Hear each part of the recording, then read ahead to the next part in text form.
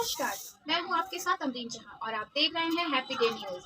Happy day news में आपका स्वागत है। चलिए नजर डालते हैं हर छोटी बड़ी खबरों पर।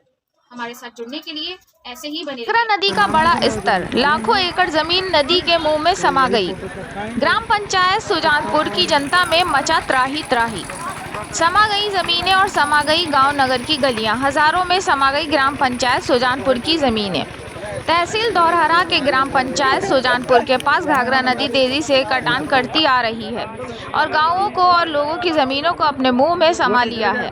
अब सुजानपुर, मथुरापुर, लालपुर, बद्रीपुरवा, टपरीपुरवा, अहिरनपुरवा, सहजदिया आदि कई गांवों को अपना निशाना बना लिया है।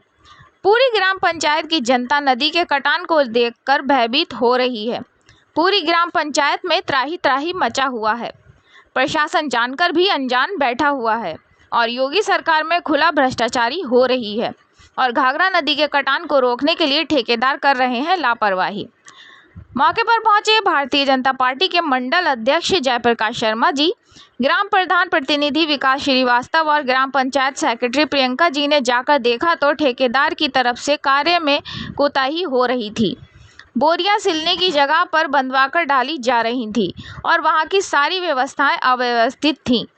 मौके पर पहुंचे मंडल अध्यक्ष व ग्राम प्रधान प्रतिनिधि विकास श्रीवास्तव ने अपने उच्च अधिकारियों एवं विधायक जी से मौके पर ही बात किया और 2 जेसीबी की जगह पर 3 जेसीबी की व्यवस्था की और रात्रि में काम होने के लिए लाइट की व्यवस्था के लिए जनरेटर की व्यवस्था की और कहा कि काम में कोई किसी प्रकार की कमी न आने पाए और सरकार से अनुरोध है कि ऐसे भ्रष्टाचारी ठेकेदार को वहां से हटाया जाए और सही ढंग से बांध बनाने की कृपा करें जिससे कई गांवों को बचाया जा सके।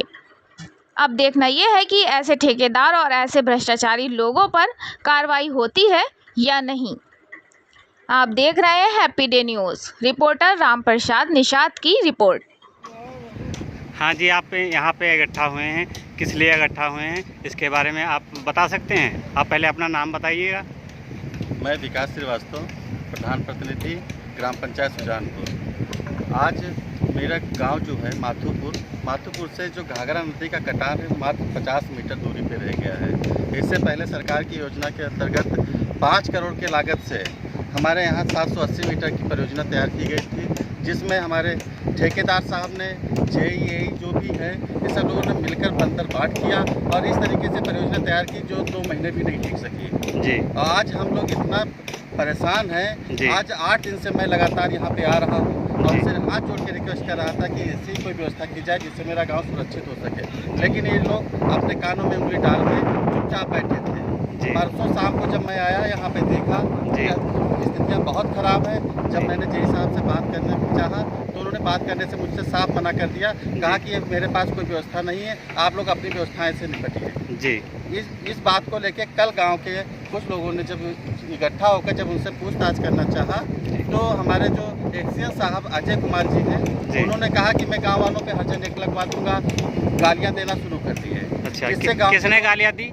अजय कुमार एक्सीएन है जो। अच्छा। जब हमारे गांव के लोग आक्रोशित हुए तो मुझे सूचना मिली तो मैं तुरंत तत्काल मौके पे आया और स्थितियों को संभाला और संभाल के आज की स्थिति में ये है कि काम तो चल रहा है लेकिन वो स्पीड अभी भी नहीं है, वो स्थितियाँ अभी भी नहीं है। हमारे गांव के लोग सहमे हुए हैं, सभी लोग पलायन कर रहे हैं, अपना अपना सामान सब भर के ट्रैक्टर ट्राली से अलग अलग जगह पे डाल रहे हैं, लेकिन अभी भी एक्सीएन साहब तो आज आए ही नहीं हैं और स्थितियाँ बहुत भयावह हैं और मैं प्रशासन से अनुरोध करूंगा कि तुरंत इसकी जांच कराए और जो इससे पहले परियोजना बनाई गई है मैं निवेदन करूंगा कि उसकी बारीकी से जांच करके दोषियों को सजा जरूर दी जाए, क्योंकि जो परियोजना सरकार की 5 करोड़ की थी उसको 2 महीने नहीं टिकी, इसका मतलब उसमें बहुत अच्छा खासा लंबा बंदरबाट हुआ है। उसकी जांच कराई जाए। और एक निवेदन और है कि हमारे गांव को जिसकी दूरी अब मात्र 30 मीटर रह गई माथुपुर, उसको बचाया जाए। मैं कहना चाहता हूं कि यहाँ से लगभग कितनी दूरी पर नदी थी और कितने गांव को अपने मुंह में समा लिया है? इससे पहले हमारे यहाँ गांव से जो दूरी थी वो लगभग 7-8 किलोमीटर अंदर थी और करीब